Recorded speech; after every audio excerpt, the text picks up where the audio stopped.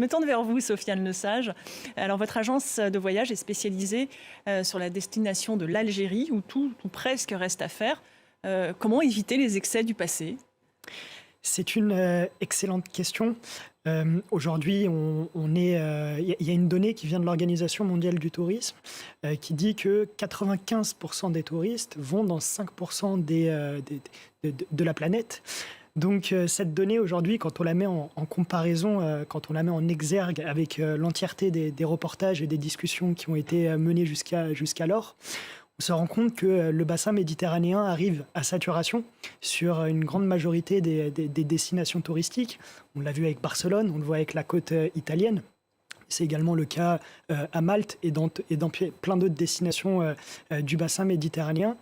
Et le touriste étranger est en droit de se demander finalement, est-ce que à 2 heures ou à 3 heures d'avion d'Europe, existe-t-il finalement un paradis dans lequel il ne rencontrera finalement aucun autre touriste sur sa route, un paradis avec des baies et des plages qui sont totalement préservées du tourisme de masse, un paradis qui est entièrement sécurisé et qui est en capacité justement de pouvoir accueillir des touristes étrangers.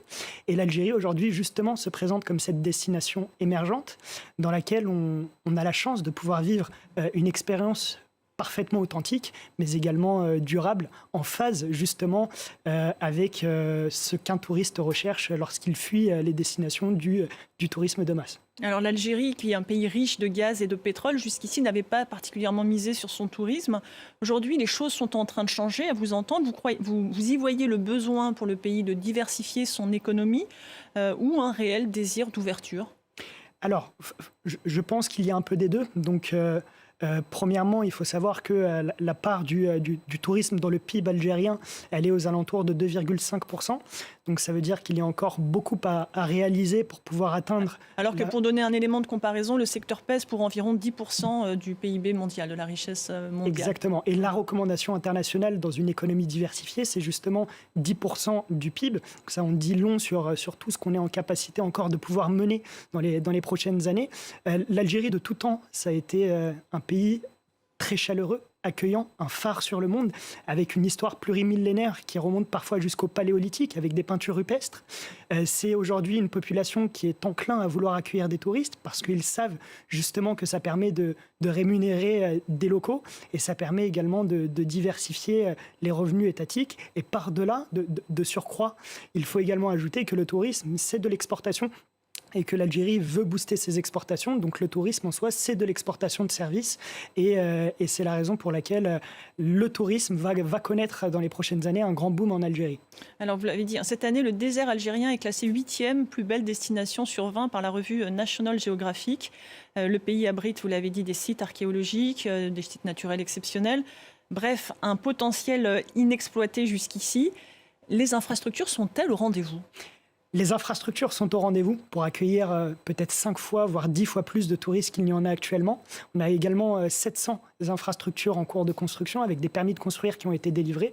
On a des industriels dans toute l'Algérie qui prennent à bras le corps cette thématique pour aller construire des hôtels d'un niveau international en accord et en coopération avec les plus grandes chaînes hôtelières justement internationales.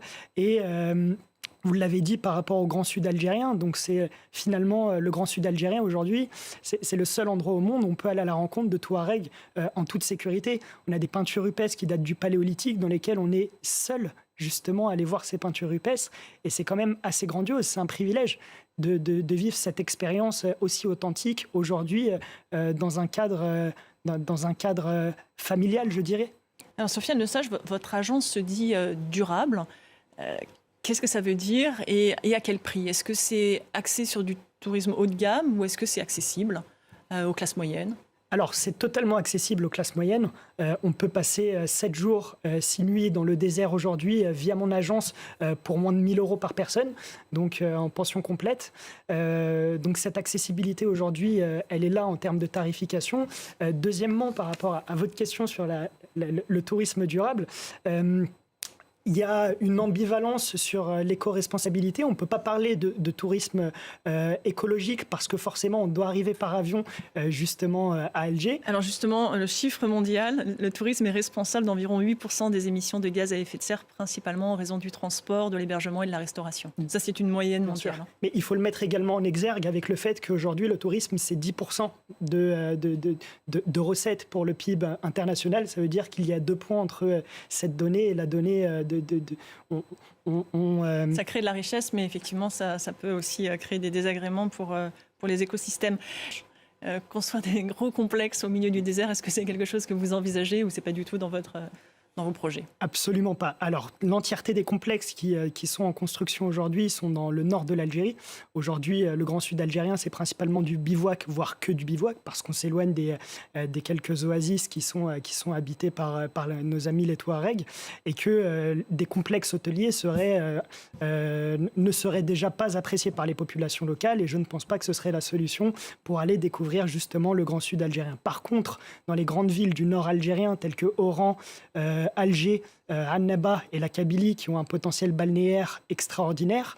Là-bas, je pense que oui, justement, des complexes hôteliers qui pourraient apporter une qualité de service supérieure et de l'emploi sur place seraient bénéfiques à l'entièreté de la chaîne économique du touriste algérien.